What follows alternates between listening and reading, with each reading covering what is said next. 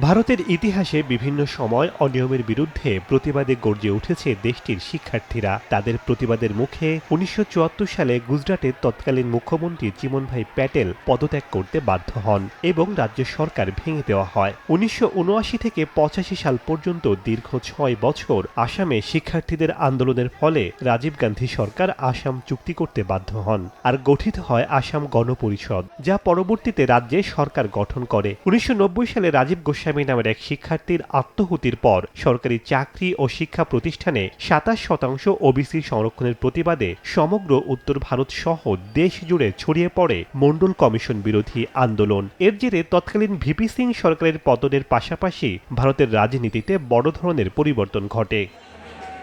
এই ধারাবাহিকতায় গত কয়েকদিন যাবৎ ককরোচ জনতা পার্টি নামে অনলাইন ভিত্তিক একটি ব্যঙ্গাত্মক প্ল্যাটফর্মের নেতৃত্বে দিল্লিতে আন্দোলন করছে শিক্ষার্থীরা। প্রশ্ন ফাঁসের প্রতিবাদে শিক্ষামন্ত্রীর পদত্যাগ দাবি করেছেন তারা। প্রথম দিকে ভারত সরকার তাদের দাবি আমলে না নিলেও এখন তাদেরকে আলোচনায় বসতে আহ্বান জানিয়েছে। সর্বশেষ খবর অনুযায়ী সরকারের আহ্বান নাকচ করে আন্দোলন চালিয়ে যাওয়ার ঘোষণা দিয়েছে এই ককরোচ জনতা পার্টি।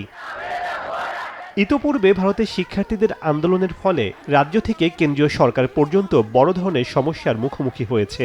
গত কয়েকদিন আগে শুরু হওয়া ককরোচ জনতা পার্টির ডাকে চলমান আন্দোলনের পরিধিও বাড়ছে, ক্রমেই ছড়িয়ে পড়ছে সারা দেশে। বিশ্লেষকরা বলছেন, এই আন্দোলন সরকার পতনের জন্য না হলেও বিগত কয়েক বছরের পরীক্ষা কেন্দ্রিক দুর্নীতি, বেকারত্ব ও সরকারের অনিয়মের বিরুদ্ধে সবচেয়ে প্রভাবশালী প্রতিবাদ। এ অবস্থায় ক্ষমতাসীন বিজেপি সরকার কিভাবে তরুণদের এই আন্দোলন সামাল দেয় তাই এখন দেখার বিষয়।